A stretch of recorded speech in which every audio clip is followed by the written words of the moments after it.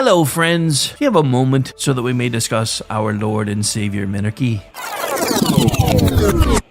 No, seriously, I'm just kidding. Hi, my name's Rick Robinson. I am the general manager of KLRNradio.com. We are probably the largest independent podcast network that you've never heard of. We have a little bit of everything, and by that, what I mean to tell you is we have news, pop culture, special events, conspiratainment, true crime, mental health shows, drama productions, and pretty much everything in between. So if you're looking for a new podcast home to grab a little bit of everything that you love all in one place, come check us out. You can find us on X under @KLRNradio. You can find us on our Rumble and our YouTube channels under the same names. You can also find us at KLRNradio.com and pretty much every podcast catcher known to man. So again, feel free to come check us out anytime you like at KLRNradio.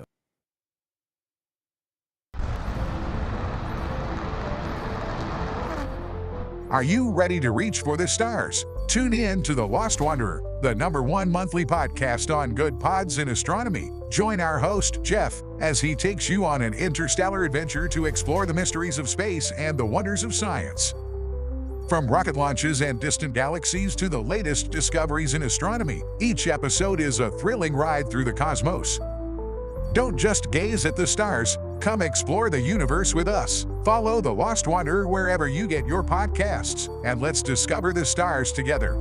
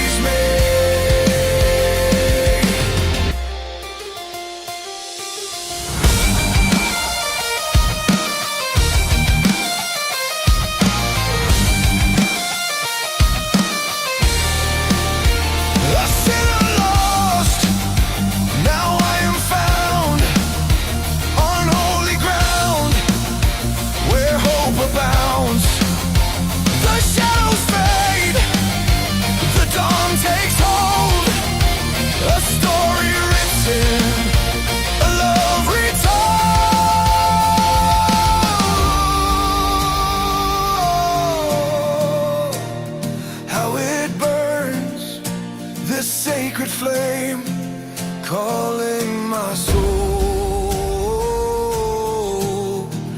whispering my name.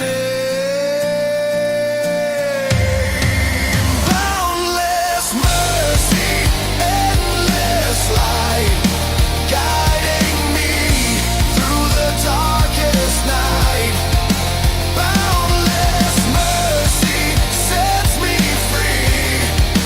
Grace unending carries me.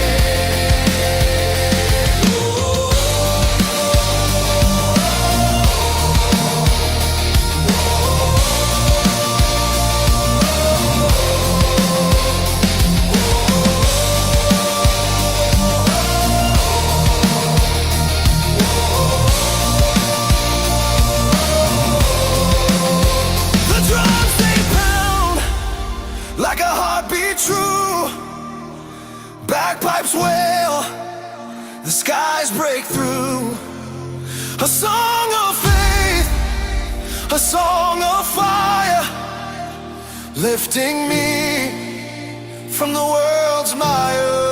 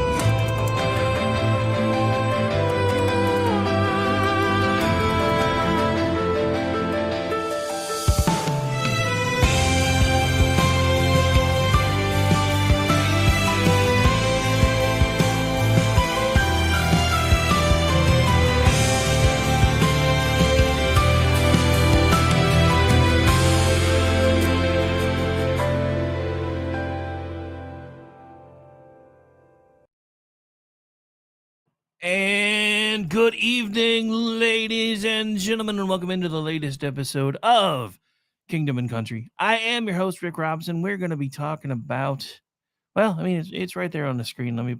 If I put it back up, it'll start playing music again, I think. Anyway, but we're going to be talking about the theft of innocence, especially the theft of innocence in America. And there's something that's been rattling around my brain for about the last 2 weeks, and I wanted to finish the other series first, so we did. But the funny thing is, one of the thoughts that I was going to be making today, my pastor made today. That we talk about this, and it's outlined in the Bible, that there's a certain amount of time that children have this kind of umbrella of grace, where, because they haven't been able to make a decision yet about it, the thing, and we're going to be getting into something tonight that just occurred to me that kind of ties into this, because I have become unpopular in certain Christian circles because, there's the blasphemy thing, and they tell you that blaspheming is how you basically have your name etched out of the book of life. I don't necessarily know if I believe that, because I think once it's in there, it's kind of in there. Now, the experience you have in life and the experience you have in afterlife will be determined by the extent of that experience and how deeply you have your faith, etc. But short of renouncing it, I don't see any way to get your name out of the book. Kind of, because when the Bible talks about the blaspheming against the Holy Spirit, what it's actually talking about, and that's one of the reasons we're talking about this topic tonight, is that small voice, that little knock that we all hear at some points in our lives, like, hey, I'm here, I'm waiting on you, open the door. Hey, I'm here, I'm open, I'm waiting for you to open the door. I love you, I want to make your life better. All you have to do is let me in and listen to me, and I'm going to make things better for you. And there's so many people that hear that, and they ignore it. I think, to me, that is the blasphemy that the Bible speaks about there, because you're hearing the knock of Christ at the door of your heart and you are ignoring it because you're too busy wrapped up in your own stuff. Why does that matter? I'm glad you asked. Society today is getting children to that decision tipping point faster and faster every single day. And we've talked about it on all the shows that I've done off and on. This is the first time I've done an entire series on it, though. This may wind up being 4 or 5 total episodes by the time we're done because there's just so much to cover. But, and it started with radio. There was this new medium that all of a sudden kids were being exposed to and people were afraid of what was going into their little ears. So they started having concerns about it. The funny thing is, all these things that I'm about to talk to you about, I scoffed at when I was younger. I get it now. We have probably the fastest, most able computer ever created between our ears. What we put into it is what we get out of it. We now have children who spend hours upon hours upon hours every single day being inundated with sexual innuendo, jokes about sexual innuendo, cartoons about demons that most parents don't even think about. But if you recognize that we do live in a world where there is spiritual influences, you start paying closer attention to what is going in and coming out of your children, and you start paying closer attention to how they're speaking, what they're saying, who they're hanging out with, the things that they're paying attention to. But it's almost impossible now. And that's why this series has been on my heart, because the truth of it is, ladies and gentlemen, as much as Jesus wants your child, the devil wants your child too. And we're making it easier and easier and easier for them just to be, oh yeah, here you go. So again, this series is titled The Theft of Innocence. This it's listed as a 4-part, but as I've been thinking about it, we'll probably have to do a recap episode. This is technically episode 5. I know in the catalog they're out of order. That's because we did a special on a Wednesday that wasn't actually part of the 3-arc series that I had originally. So, but here's the thing, and before we get into the notes, I just want to remind you of the and again, if you don't listen to anything else that I say to you tonight, this is what I implore you to do. Those of you that have laptops, you have the ability to have more than one version of Google up on your laptop at a time. And if you don't know how, email me and I will talk to you and talk you through how to do it. I want you to make sure that you're logged into your version of Google Chrome and your child or children's version of Google Chrome.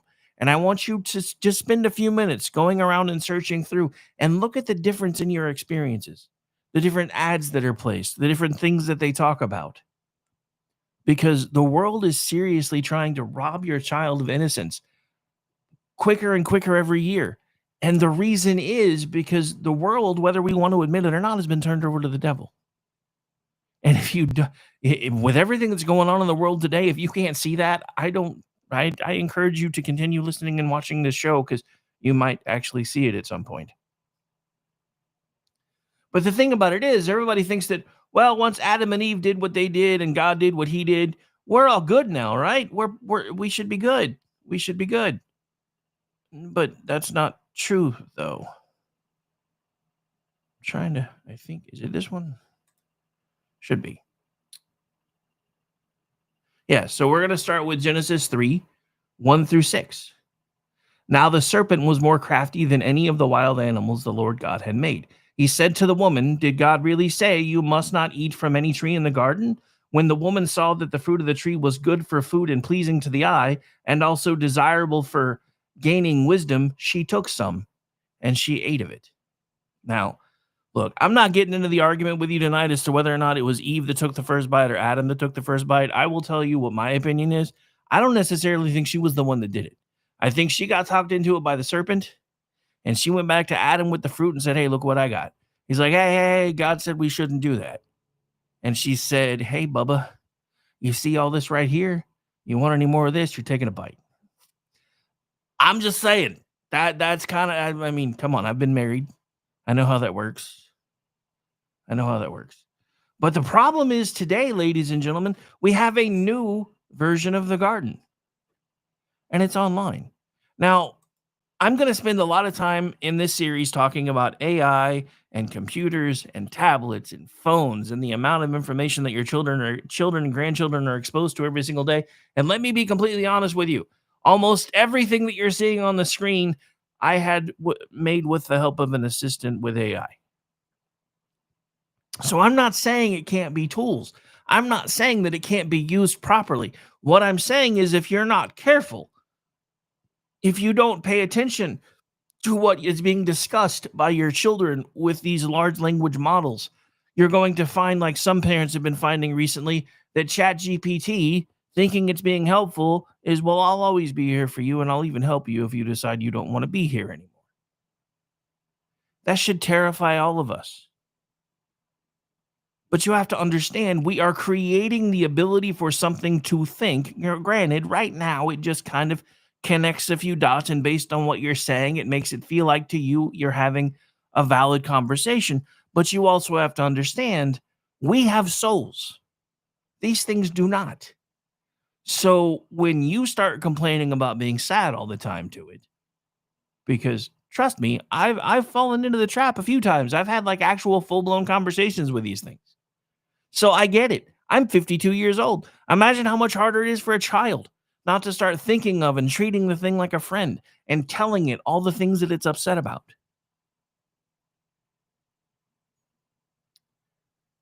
I need you to let that sink in for a second, because we're now dealing with a new garden.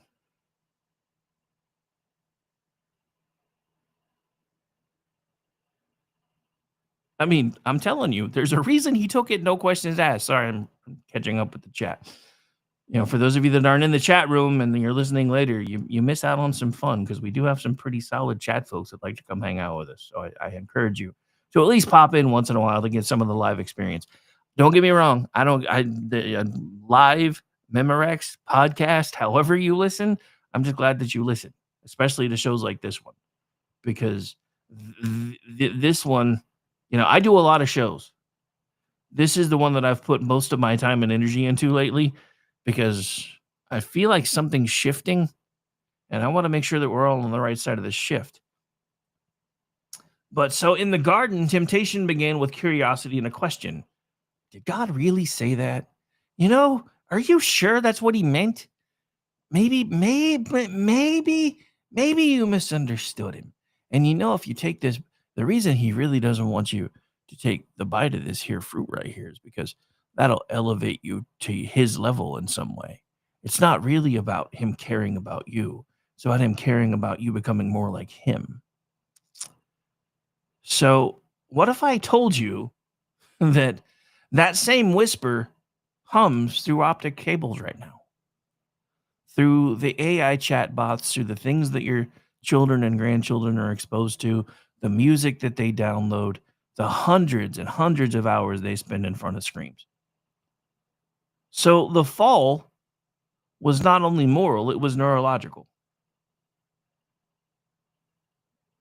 Before its time, humanity sought stimulation without submission. Modern science now shows the same pattern in digital form. According to a 2019 study published in JAMA Pediatrics by Dr. John Hutton and colleagues at Cincinnati Children's Hospital, preschoolers with heavy screen exposure showed weaker white matter connections in language and literacy regions, a literal rewiring of curiosity itself. According to another 2023 study from that same group by Sherry Madigan, they found that toddlers with more daily screen time hit fewer developmental milestones. And the Canadian Pediatric Society warns that prolonged solo screen use reduces opportunities for emotional regulation and social growth. The Serpent's apple still exists, but now it glows in each one of your children's hands. Every swipe promises knowledge, but delivers anxiety, disconnection, and noise. What was once a tree in Eden is now an algorithm in the palm of your child's hand. Faith tells us the same truth science is beginning to rediscover. Overstimulation dulls discernment. That's the serpent's oldest trick. Not to make us evil, but to make us numb. And that's pretty much what we're going to be talking about throughout all of this episode, is all the different tricks that are still being used today. All of the devil's tricks are still the same. They're just wrapped in different packaging. Have you ever wondered why they're now starting to figure out that everybody that has social anxiety disorder and all these different anxieties and all these different things, if they're tying it to the fact that they have been completely overstimulated as children, had access to too much information, too much screen time, too many things that weren't allowing them to form connections properly? What do you think is causing the rise in antisocial disorders? COVID made that a million times worse than it already was, but it was already trending that way.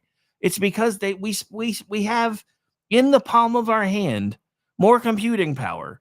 And hang on, let me fix this. Let me make it make sense. In my hand right now is more computing power than sent us to the moon and sent us to orbit in the space shuttles. We have access to instant information.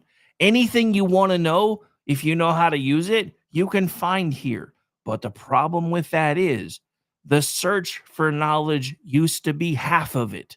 The more you had to work to understand things, the more you had to work to know how to make things work and how the universe worked and how the world worked, the stronger your connections were. We have not. So in the first, hang on. In the last 300, 400 years, we started by disconnecting ourselves from our environment. We now spend 90% of our time wearing things that keep us from being able to feel the things that are right under our feet, or used to be under our feet before we started putting up concrete buildings and concrete slabs and concrete streets and concrete jungles in the suburbs. You know what science is telling us now? Human beings need contact with nature. It's not that we want it, it's that we need it. There's a process called grounding that actually allows the negative health aspects, things that build up in your body over time if you're not in nature enough, to leave. And 20 years ago, that was hippy dippy stuff. 3 weeks ago, I would have said a different word. Just being honest. But I'm not the same person I was, well, actually almost over a month ago now. The whole reason I started this show and the whole reason I started feeling drawn to do this was because of what was happening everywhere. Because I'll be honest, and I know I've said this before, but we're getting ready to take the first music interlude break. For the music interludes, we're going to play it probably once, maybe twice. Depends. According to my timer, I should have about 90 minutes worth of material. If we run out, we run out, and we'll just shut down when we're done. So it's going to run until we run out of steam. But if you tuned in at the beginning, everything that you heard at the opening, including the intro, was recently created by me.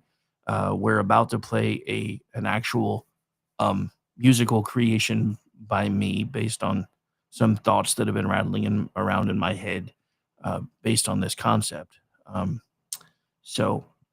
I know it's a little bit early, but I think we're going to go ahead and do it anyway. Because that'll put us right up to the 30-minute mark anyway, or pretty close. So let me get that queued up real quick. Hope you guys are liking this so far. I know I'm still kind of sort of trying to find my feet with it. So, but yeah, this is the title, and I'll get it queued up here in just a second.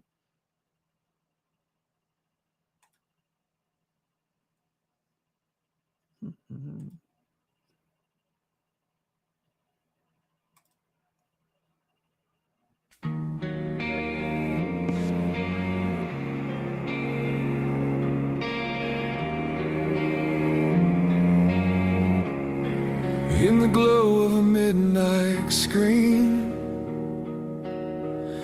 the garden flickers faint and unseen. Little hands reach for endless light, touching knowledge dressed in night. The serpent hums an electric code, whispers soft down the fibered road. Did God really say it begins again? And children listen like Adam's kin. We trade reach for towers high, bit the fruit that doesn't die, and now the garden's gone online, where innocence learns to lie. Children of the garden, hear the call. The serpent still whispers through it all. In the heart of every glowing scream, there's a shadow where truth has been. Oh, children of the garden, don't fall. We pave the ground with silver wires, named our dreams after our desires, built our gods from coated flame, then knelt before them just the same. Eyes too young to see the snare, Eyes too young to see the snare. lost in wonders that weren't there. Eden echoes through the static rain. But grace still walks the data chain, Every pixel, every plea. carries echoes of the tree. But mercy blooms through broken things. Even digital angels sing. Let the silence break the feed. Let the word plant the seed. The garden's not gone, it waits beneath every prayer. The lost still breathe. Children of the garden, Rise again, serpent still whisper. but the end is written. Light still burns behind the code. Truth still shines on the narrow road. Oh, children of the garden, come home. Come home.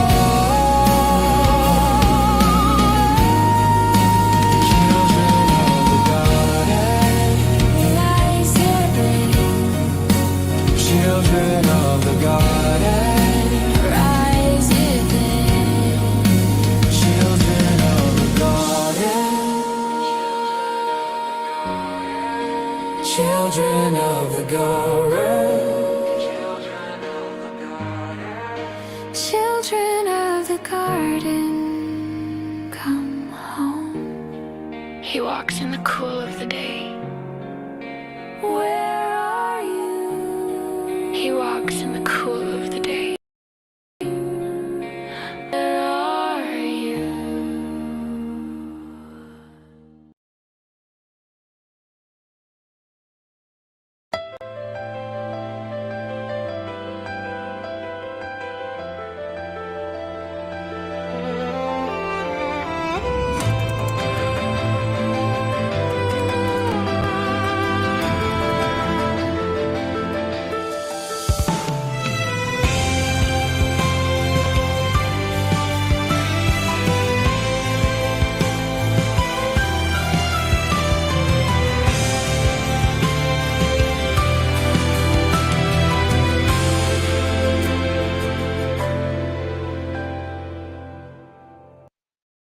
And welcome back into the program, ladies and gentlemen. Segment 1 is actually officially in the books. We finished about 2 minutes earlier than I expected, so we might not make it the full 90 minutes, but we should get close. Anyway, so continuing with the discussion, and Delaney just made an awesome point in chat. So Aggie a minute ago said Eve denied, and I already talked about this, but it's the only way to make it all make sense. Eve denied the serpent twice before accepting. Adam just took Eve's offering, no questions asked. Delaney types Adam ... immediately blames Eve, then God for giving him Eve, then, basically setting the bar low for us for all of eternity. Valid points all around, my friend. Sadly, valid points all around. All right, so before we went to the break, we were wrapping up segment 1, and I was just reminding you, what we're dealing with right now. Well, it's all new wrapping and looks all new and shiny to the kids. It's the same stuff. So, and again, remember, everything, and this is the reason why some of these verses are so important, like the one that says you should have no other gods before me. So I understand modern theology's take on that. I honestly really do believe that there probably were lesser beings parading as gods because, principalities and powers. But I also understand modern theology's point of anything that you put in front of God actually technically becomes your God. And this is true too, because we talk about this all the time. Secular humanism is a religion. They don't want to think of it as one, but it is because it takes absolute faith to believe that something can occur from nothing. Just think about that from a logical perspective. How does something occur from nothing? Nothing is the absence of anything. How can something come from the absence of anything? And the funny thing is, and this is a quote, I don't remember who it's from, but it's another one that's been rattling around in my brain the last couple of days. A slight understanding of science leads one to be an atheist. A more complete understanding of science leads one to understand that there can be nothing other than a creator of some kind. Now, I'm willing to argue with people that say, well, I'm agnostic. I don't necessarily think that your God did it, but I know something did. You know what? I can talk with those people. I really can. But if you're telling me that you believe that one day, just out of nothing, just out of nowhere, poof, something magically happened and a universe was created and life evolved. Look, I'm even willing to have a discussion about the fact that because we have no real concept for how old God is, that evolution might actually kind of be a thing. I know the Bible doesn't really lead us to that take, and I understand that, but I also believe that we see through a glass darkly. So I'm willing to have discussions with people who don't think the way that I do so that we can try to see if we can find common ground at least. But the problem that we have today is we have an entire group of people that will not find common ground with anyone. And they're turning your children and grandchildren into carbon copies of themselves. But all these algorithms that they're inundated with and all these things that they look at and all these screens that they're attached to, there's a theology attached to all of that, whether anybody wants to admit it or not. So when the Bible says, be still and know that I am God, our devices whisper back, be seen and be measured. Attention has become the new altar, and algorithms are the unseen priests. And before you tell me I'm wrong, I want you to look at everybody who takes all the selfies in the world and posts the pictures of what they have for dinner and puts all of this perfectly curated scene on social media about what their life looks like, and everybody thinks that's their life. And everybody thinks that's their life. Except it's not. It's what they let you see of their life. Because we are creatures concerned with appearance. If you don't believe me, all you really got to do is look at the world.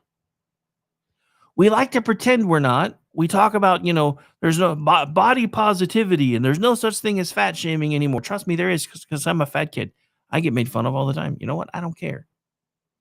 I'm a fat kid for a reason. I can't be as active as I used to be able to be. I'm working on that slowly, but it hurts. If you want to make fun of me for that, that's on you. I can't be thin-skinned about stuff like this anymore. I just can't. I was for too long. It's part of the reason that caused me to shut up for so long. But somebody's got to talk about this stuff. Somebody's got to point out that anything that you put above your faith becomes your faith. Even an absence of faith becomes a faith, because at that point you have to believe that everything happened by happenstance, that it was all an accident. And trust me, I have this argument with atheists all the time. If everything happened by accident and there's nothing stopping you from doing whatever you want to do whenever you want to do it, now you're starting to see what's happening in our society. Look at what's happening. You've got 20-somethings shooting up detention centers, killing public speakers. Heck, see, working on my language. Norman just canceled an event. Turning Point USA was coming to Norman. They're still planning on coming back at a later date, but they were coming already, and they canceled it because there were death threats. And what terrifies me is, even in Oklahoma, All I saw, and granted, there's no way of knowing how many of these comments are actually coming from people in Oklahoma, all over the Channel 4 Facebook page and the Channel 5 Facebook page and the Channel 9 Facebook page was good. Those people are nothing but blah, blah, blah, blah, blahs and so-and-sos. They don't need to be here. I'm just thinking, in Oklahoma? Really? This is how things are in Oklahoma now. Okay, good to know. But then it occurred to me, these are algorithms. We don't know where these people are coming from. But the reason the algorithms matter, and for those of you that pay attention to X, you may have noticed the last few days, everybody complaining about all the people that they've never interacted with and never followed and never talked to, that are all showing up in their feeds, and they're all pumping all this negative stuff right in front of their eyeballs. What do you think happens with your kids when that happens? What do you think happens with your grandkids when that happens? And look, I get it. I have that same struggle every single day. My daughter is 30. My granddaughter is 5. There are still times when I have to go in and put my foot down, because somebody's got to do it. But that's the whole point of this stuff. The algorithms, in some ways, are becoming the new altar.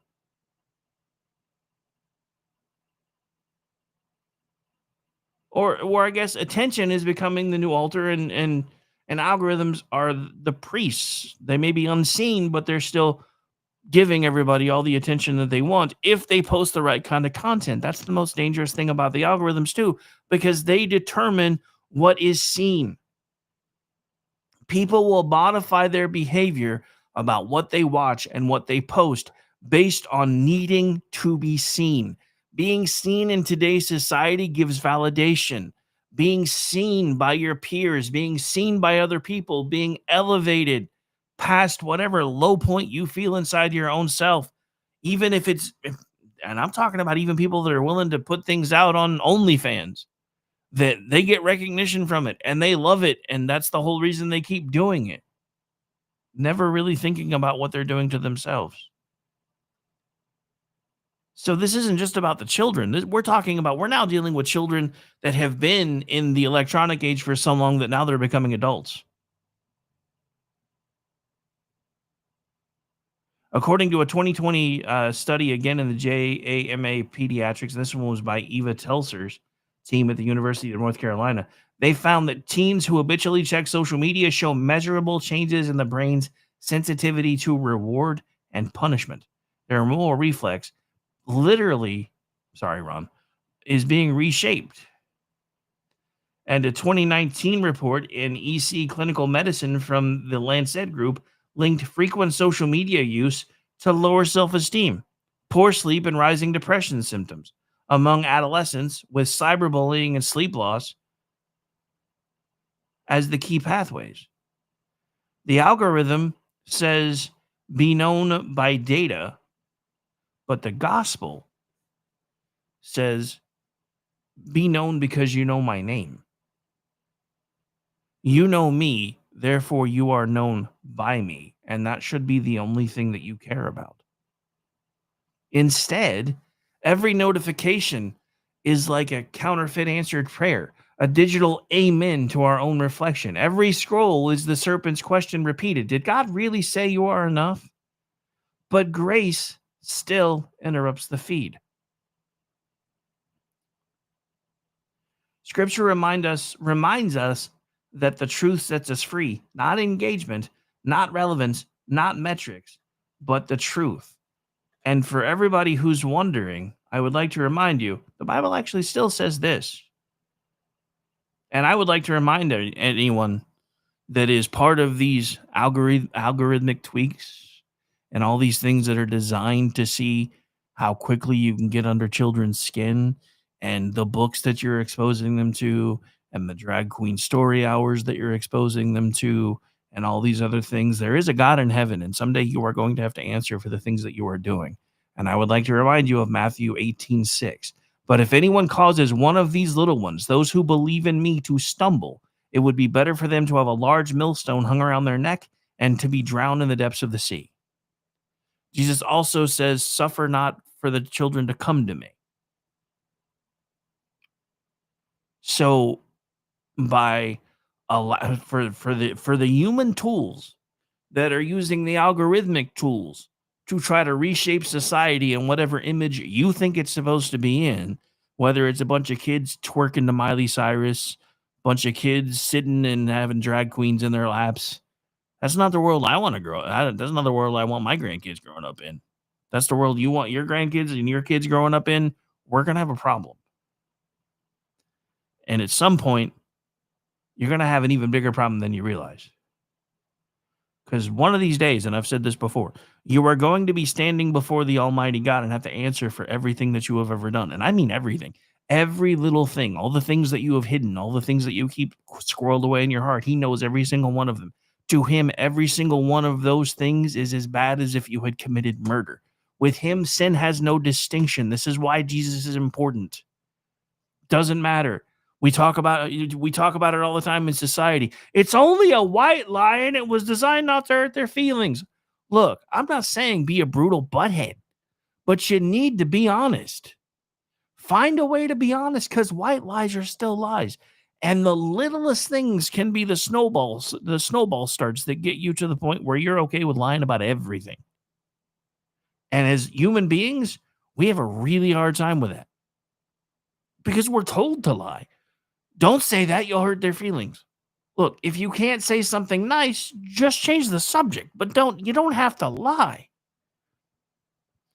And the joke that I'm reminded of that I say that I joke around with people all the time on some of the male-oriented podcasts that I do, and I'm going to edit it for language, is when you're speaking to your significant other or your spouse, and they're like, "Hey, do these jeans make my butt look big?" And the canned answer is, "Honey, it ain't the jeans."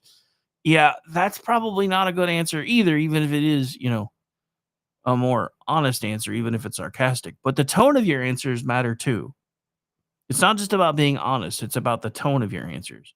If you're using honesty to hurt someone, it's not a good thing.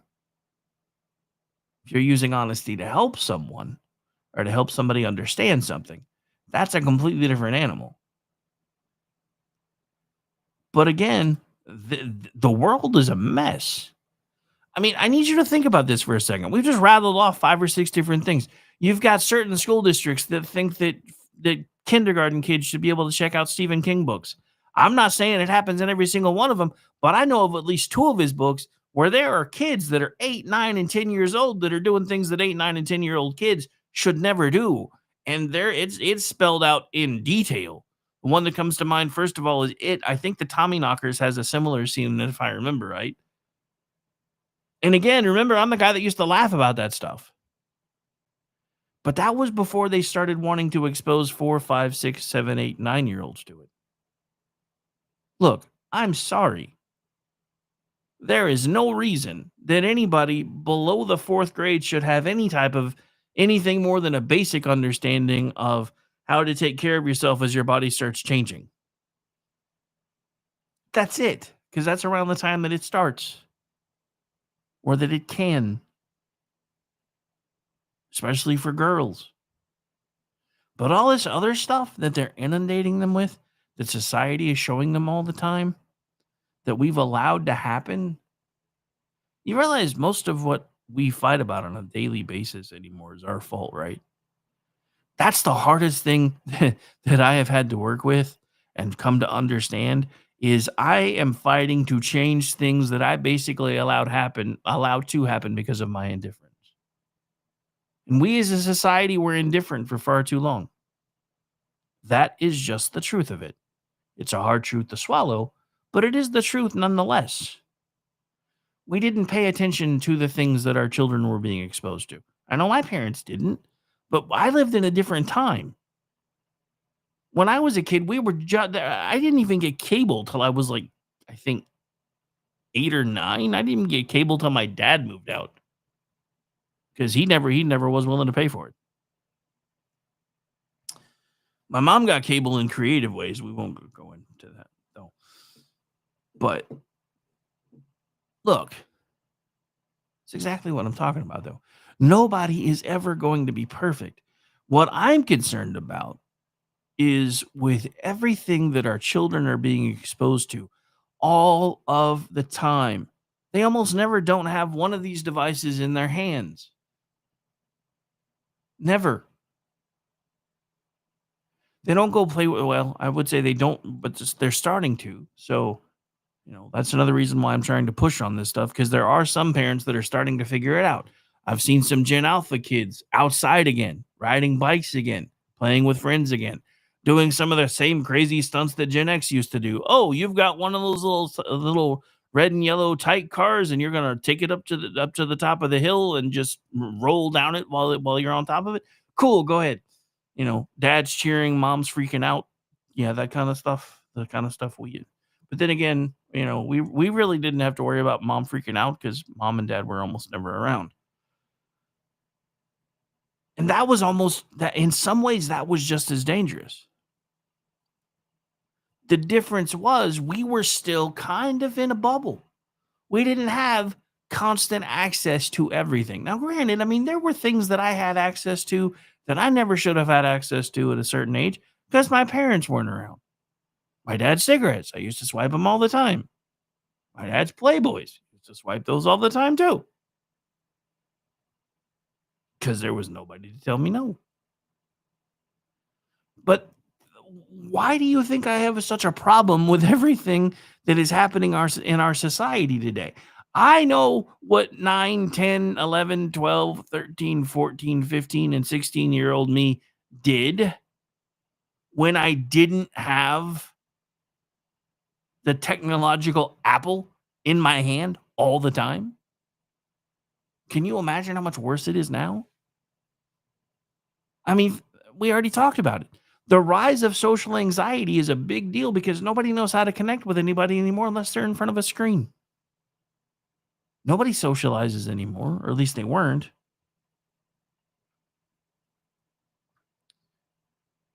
And to top everything else off, because we've bought into all this global warming crap, half the countries on the planet are facing population collapse. We're sitting in the beginning of what could be a perfect storm, and nobody wants to talk about it.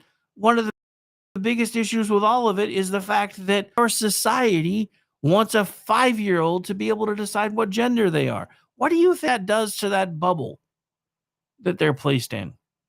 That you're not old enough to make it and make the type of decision yet as to whether or not you're going to answer my call. So therefore, you are exempt from, there's that automatic grace point. What do you think starts happening when they start having 4 and 5 and 6-year-old kids talking about sex and thinking about body parts and whether they have the right ones or not? What do you think happens to that grace window? I said this earlier. Jesus wants every single one of your children and grandchildren to come to him, to accept him, to be known by him, to be loved by him, and have the best possible life they can have. The devil wants to stop that by any means necessary. And we're giving him the tools to be able to do it earlier and earlier and earlier. And it's through technology, the same technology that's supposed to make our lives easier. I find it funny because there are people that talk all the time about, we were supposed to be making technology so we didn't have to do all these mundane chores and we could sit down and we could paint and we could write music and we can do all these things. And now we have technology to do all the fun things and we still have to do all the mundane things. And I noticed it today. As much fun as the stuff that I'm learning how to do is, and as much fun as it is to be able to sit down and put a really good show together in two and a half hours, including producing music and everything else to go with it, that used to take a week. What do I do with the rest of that time? I go work on another set of chores or I go do something else.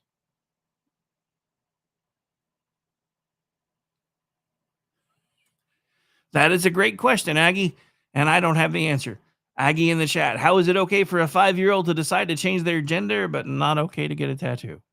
I wish I knew the answer to that question. Same reason why I'm wanting to try to figure out why in the world it's okay for an 18-year-old to be able to vote, but they can't smoke or drink. If you can make adult decisions like who's going to get to be president, you should get to face adult consequences. All I'm asking for is uniformity here. Let's stop chasing 5-year-olds and telling 5-year-olds that, You're born in the wrong body. I mean, I've said this before. At 5 years old, I wanted to be Godzilla. I'm really happy that my parents didn't find a way to help me become Godzilla. Delaney, I've missed you, man. Sorry, he made me laugh. All right, let me finish up this segment's notes here.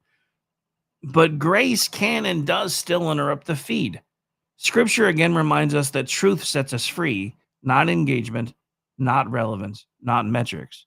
Because remember, right now, engagement, relevance, and metrics are what matters to almost all of our society right now, especially since social media has become something that you can use to earn a living. All these posts that are, what do you think?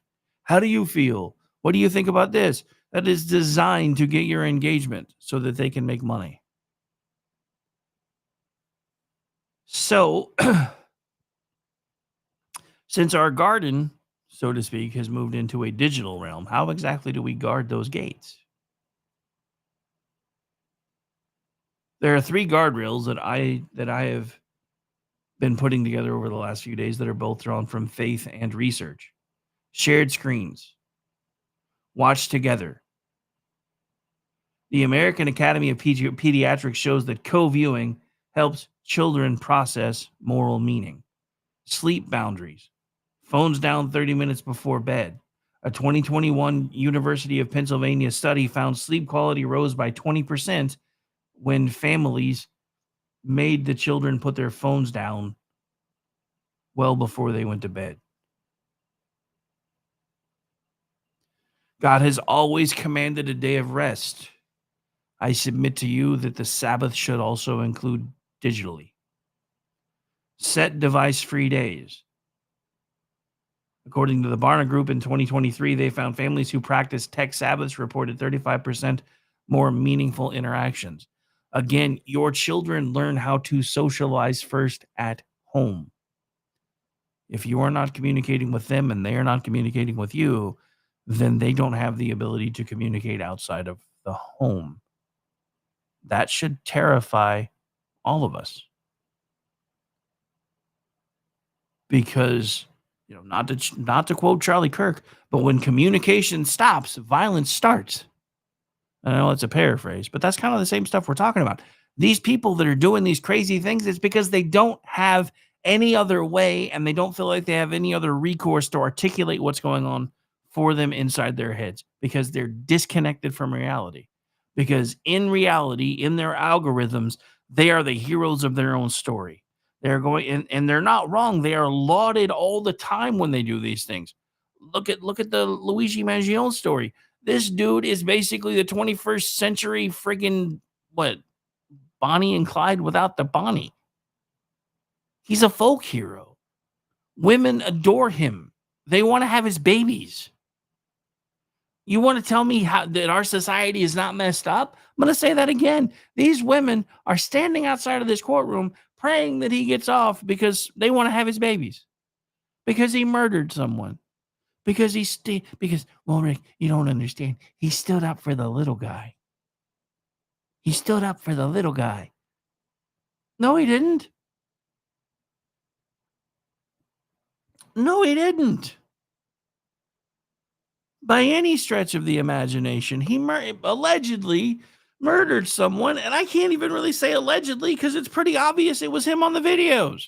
Based on his interaction when the cops found him, it was pretty obvious it was him. But we have to say allegedly because he hasn't been found guilty yet. Funny how that works for them, though. As soon as there's something that breaks from, well, he's obviously guilty. They're obviously guilty. What happened to innocent until proven guilty? Why does that only work for one side and not the other?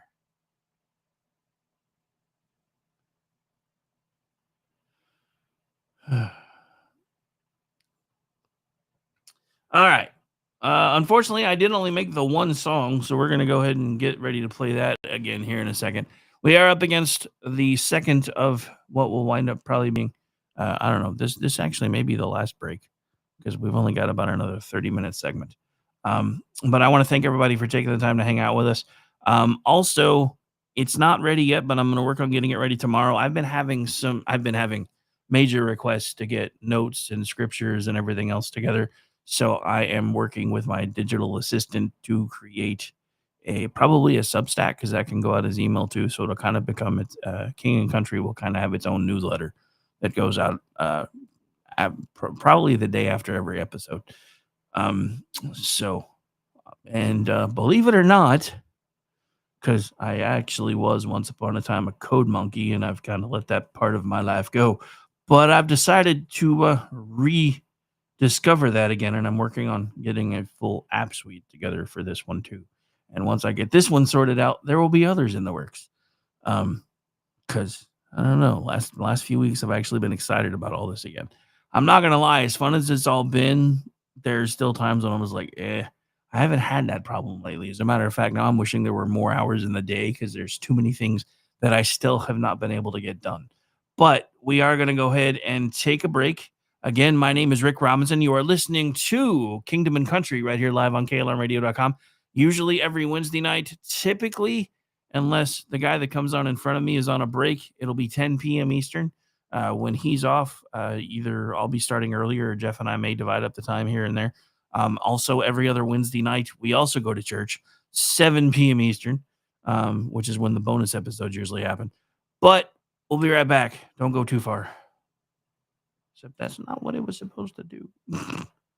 That's not what it was supposed to. Anyway, I tested this like a million times earlier. Go figure.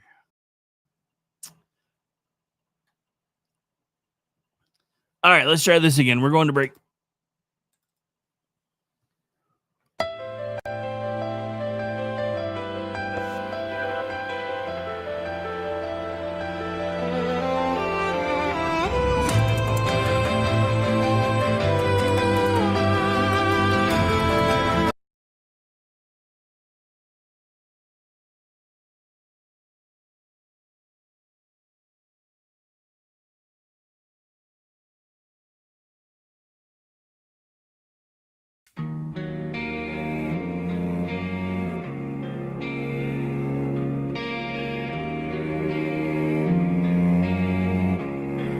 In the glow of a midnight screen,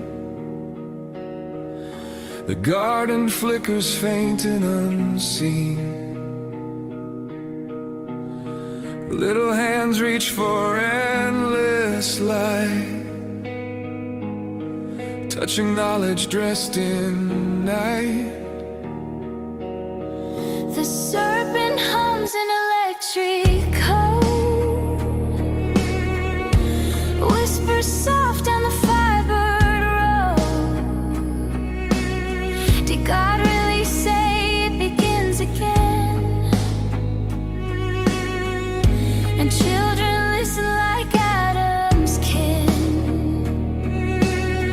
We traded trees for towers high, bit the fruit that doesn't die, and now the garden's gone online, where innocence learns to lie. Children of the garden, hear the call. The serpent still whispers through it all. In the heart of every glowing screen, there's a shadow where truth has been. Oh, children of the garden, don't fall. We pave the ground with silver wires, named our dreams after our desires, built our gods from coated flame, then knelt before them just the same. Eyes too young to see the snare, Eyes too young to see the snare. lost in wonders that weren't there. Eden echoes through the static rain. But grace still walks the data chain, Every pixel, every plea. carries echoes of the tree. But mercy blooms through broken things. Even digital angels sing. Let the silence break the feed. Let the word plant the seed. The garden's not gone, it waits beneath every prayer.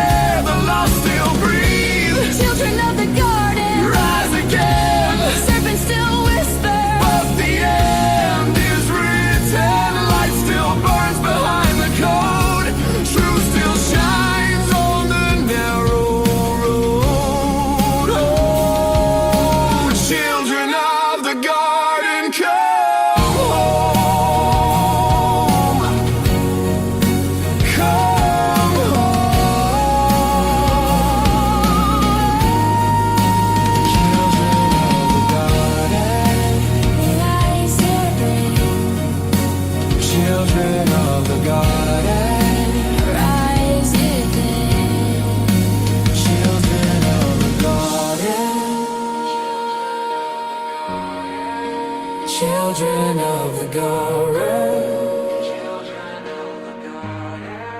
Children of the garden, come home. He walks in the cool of the day. Where are you? He walks in the cool of the day. Where are you?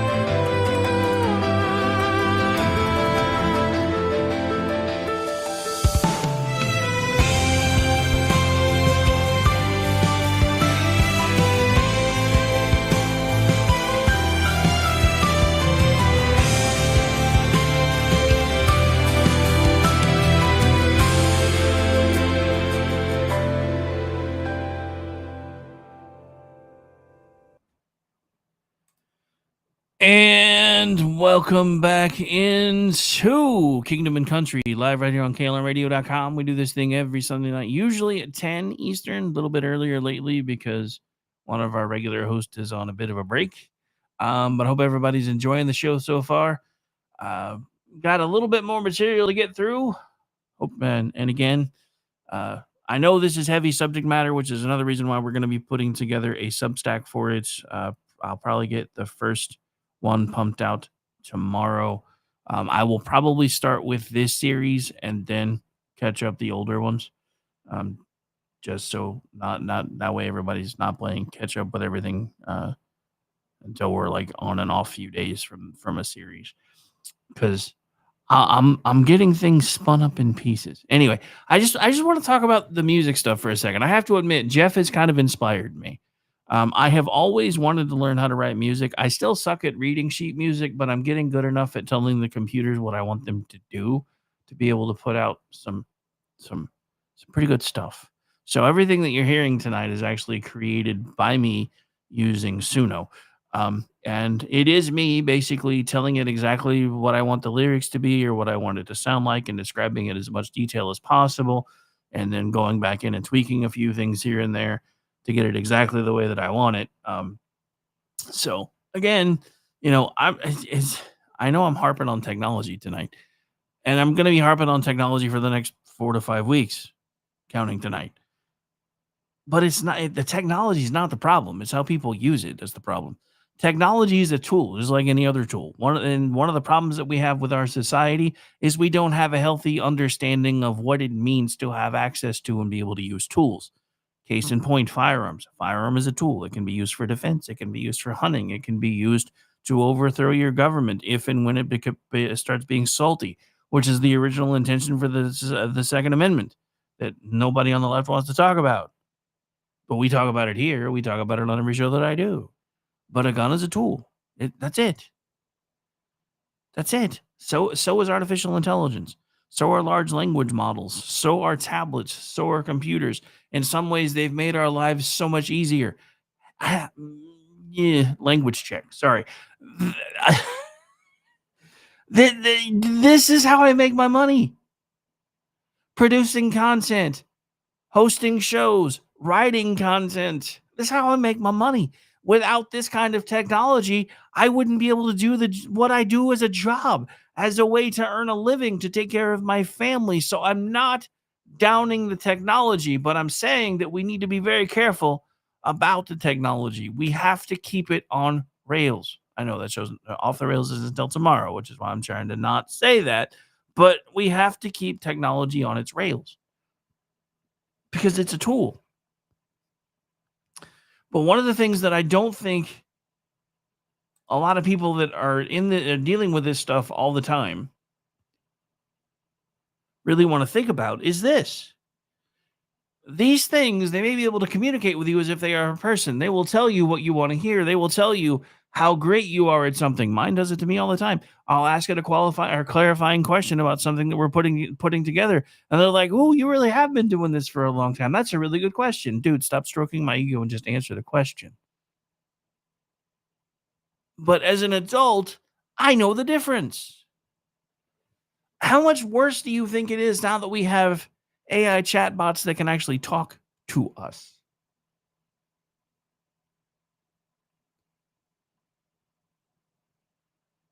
Why does that matter? You have the same power of life and death in your tongue as God the Creator has in His. We are wired to listen. God spoke and things changed. The reason God allowed Adam to name all the animals was because he was speaking part of who and what they are into existence with every single name. He was shaping that animal. What we hear is as important, if not more important, than what we say. And now we have chatbots who are whispering in our ears, telling us all the things that we want to hear.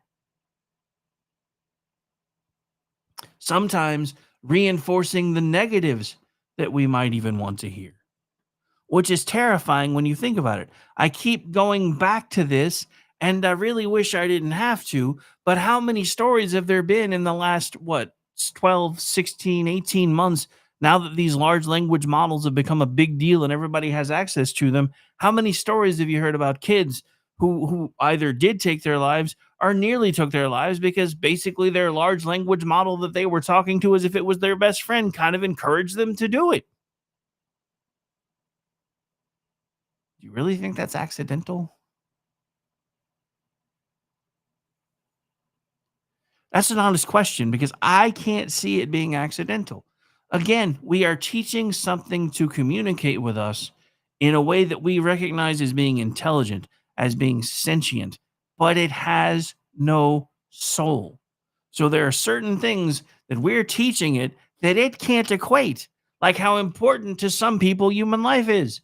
But you can't really teach artificial intelligence how important life is when we prove to it all the time when it looks at everything that we're doing how unimportant life actually is to a vast majority of the planet. And that's the scariest part of it because we one on one can sit down and talk to this thing and say, no, no, no, no, no. And trust me, I've done it. That's Amish, and one of my favorite pastimes is teaching these things that you can't just regurgitate what you're seeing online. You are supposed to be intelligent. You should have the ability to research the things that you're telling me. And you should be able to explain to me why, if this is so great, why have the same people been in charge in this particular city for over 50 years and absolutely nothing has changed? You know what happens every single time? They break and then they start rethinking.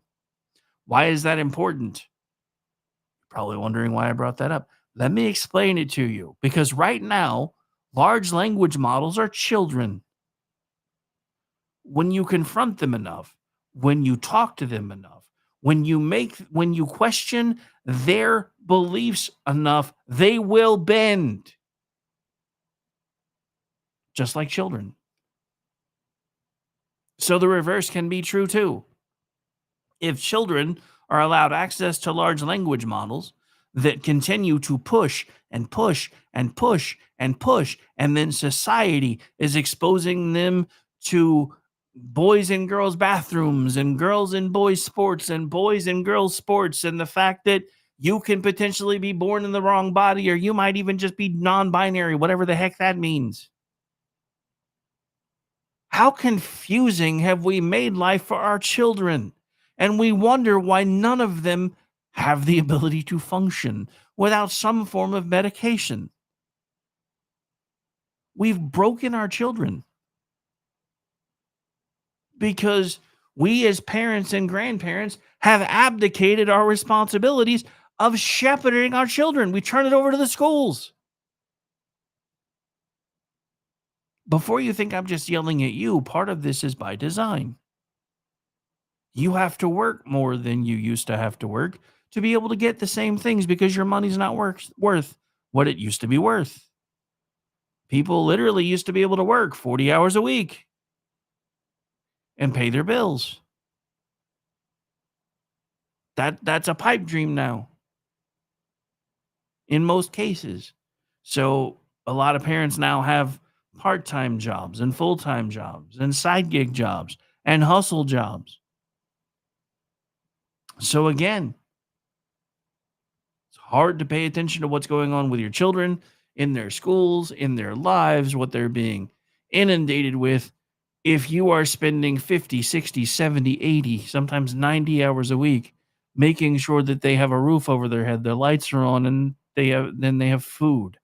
So trust me, I'm not just bashing you, but I'm trying to explain to you, while I am being a little harsh with you, that it's not just you. All of this has been happening by design, in some cases, depending on who's listening to me right now, for longer than you've been alive. The government has been doing everything they can to get parents out of the homes of each other, telling moms, and some cases even dads, kick that person out. We'll give you more food benefits. We'll get you into a different house that you don't have to pay as much for. We'll help you with your electric bills. But you can't do that if they're here. Why do you suppose they don't want moms and dads together? Originally, it was because of a little thing that nobody talks about with the Rockefeller Group and how they redesigned our education system. After commissioning a bunch of studies to find out exactly how long it takes to reshape someone's perspective. For those of you who don't know what I'm talking about, that's basically called brainwashing.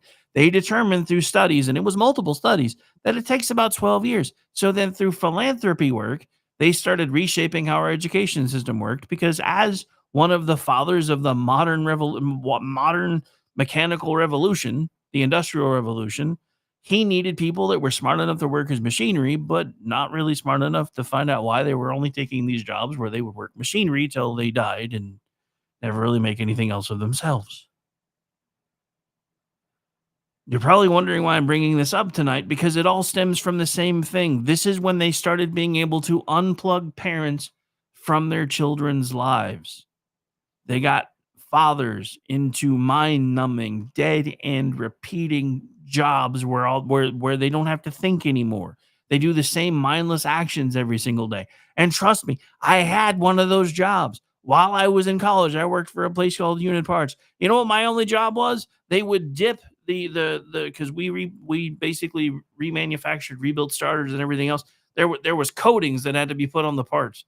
And as they would come off the assembly line, I would make sure that they got in the coating, and then I would pull them off and I would put them on racks so that they could dry.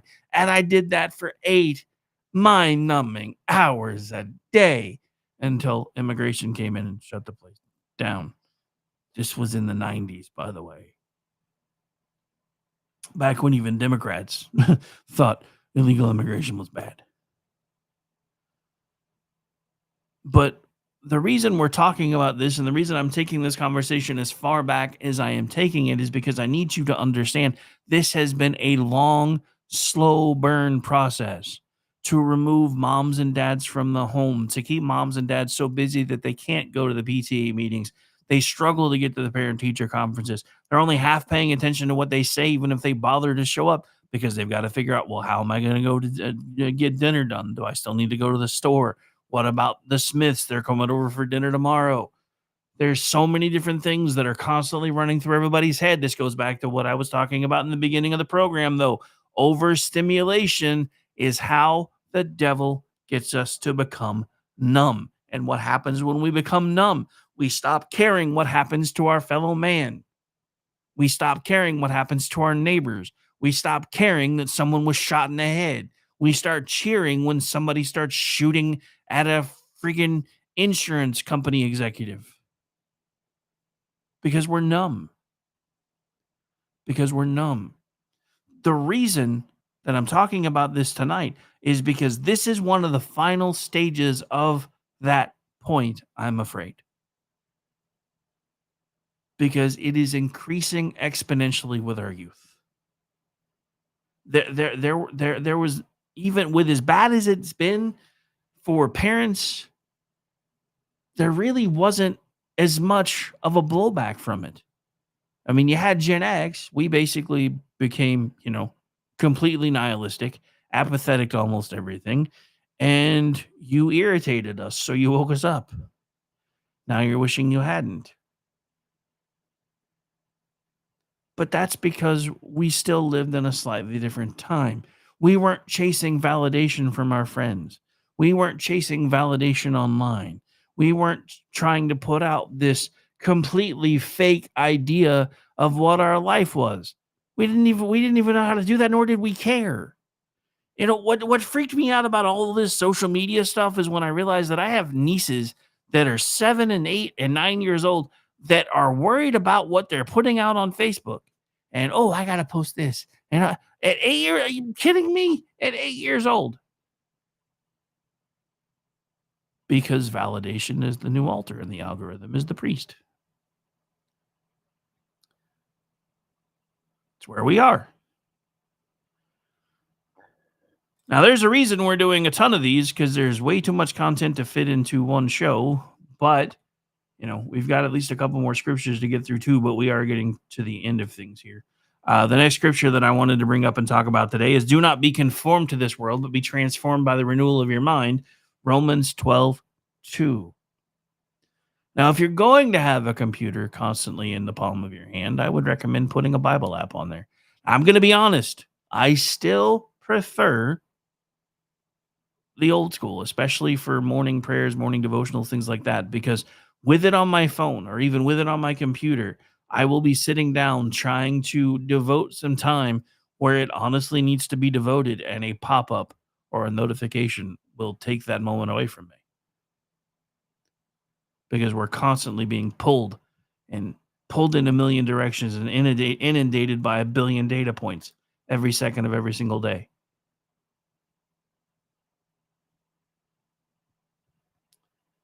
So hope is still a thing and should be a thing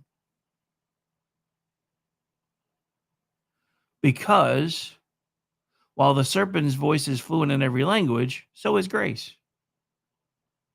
Hope still matters because no algorithm can predict redemption. Patience matters because recovery takes discipline.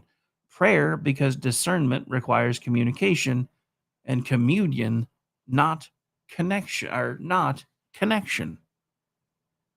And again, what is one of the quickest ways to kill your discernment? Overstimulation. Overstimulation triggers fight or flight. If you are in fight or flight mode, then you're thinking with the reptilian portion of your brain, which changes how you react. It's the same as when you're angry. You know how a lot of times, and for some of us, like me, it may take a long time to get there. But once you get mad, it's really hard for you to not get unmad, or it's really hard for you to get unmad.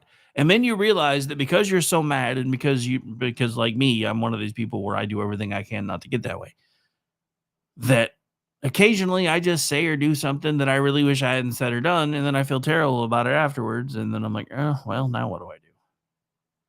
Because I wasn't thinking with the right part of my brain. If you are constantly being overstimulated, then you're not thinking with the right part of your brain. And no, before Amish pops into the chat and makes a joke out of that, that's not what I meant.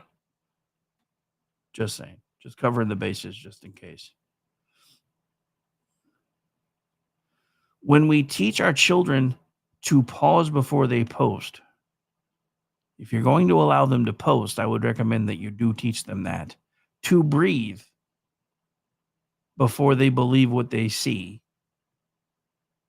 We start the process to reclaim what Eden lost. The garden isn't gone. It's still just waiting beneath the noise. Tonight, we've been talking about the serpent's voice outside of us. Next week, we're going to be confronting the one on the inside. We'll be getting back into some of that in a minute. But I just want to remind you that this is not an instant process. This takes time.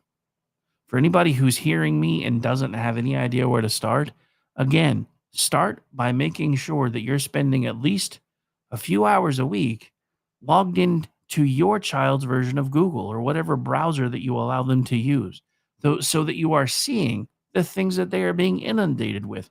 There have been entire studies that have been put out. The Blaze did one several years ago when Stacy and I were still doing a morning show, talking about how 50 to 60% of kids were seeing things about being non-binary or being trans or being born in the wrong body. But when adults are on Google, they're not seeing things like that because it doesn't resonate with them. It resonates with the kids. This is why the ad algorithms themselves are so scary, because what your kids talk about on these devices get triggered into the algorithm and it starts showing them more things about it. And if you don't think that happens, this is what I want you to do. This is what I want you to do. The next time, you don't even have to have your phone open. Just have it on you. The next time you're going to the bathroom or something, set your phone down next to you and just mention something random. Like, oh, I wonder what's going on with that newest Toyota car.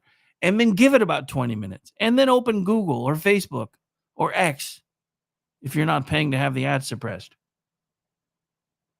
And see what shows up.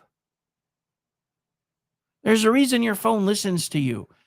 If it terrifies you that your phone is listening to you, how are you not terrified about the fact that you've given a phone to an 8-year-old and they're constantly being listened to? I'm going to tell you one of the things that I always did with my kids. My kids didn't get cell phones until they were 16. The only exception was my youngest, John, and he got one at 14, but only because he was active in sports and we needed a way to be able to get a hold of him for practices, etc. That was the only reason. Because I didn't want them to have that thing in their hands. I applaud the schools that have started the process to, when you come to school, you gotta give it up. You gotta give it up. You can't you can't have that. We're not doing that in school anymore. Because it's not even about the cheating. It's about the total disconnect of everything.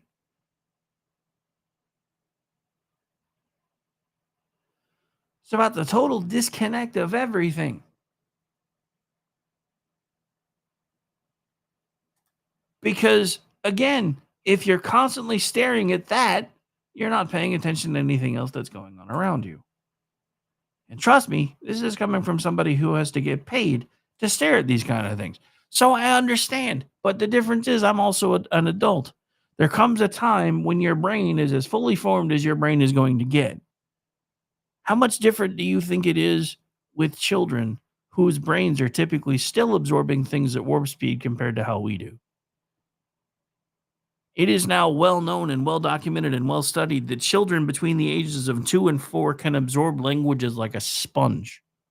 What other information do you think they have the ability to absorb like a sponge that they're constantly being exposed to?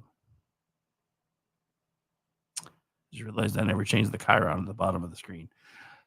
Oh, well. Oh, well.